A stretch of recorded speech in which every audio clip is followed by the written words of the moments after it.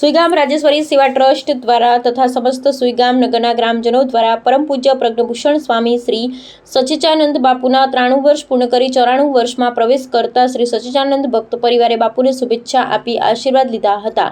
આ સુપ્રસંગે સ્વામી શ્રી નિજાનંદ બાપુ ગોતરકાવાળા તથા શ્રી આનંદ સ્વામી બાપુ શ્રી રાજેશ્વરી મહાદેવ મંદિરની હાજરીમાં બનાસકાંઠા સંસદ જ્ઞાનીબેન ઠાકોર, ગુલાબસિંહ રાજપૂત અને માનનીય અધ્યક્ષ શ્રી શંકરભાઈ ચૌધરી તેમજ અનેક નામી અનામી સાધુ સંતોએ હાજરી આપી હતી।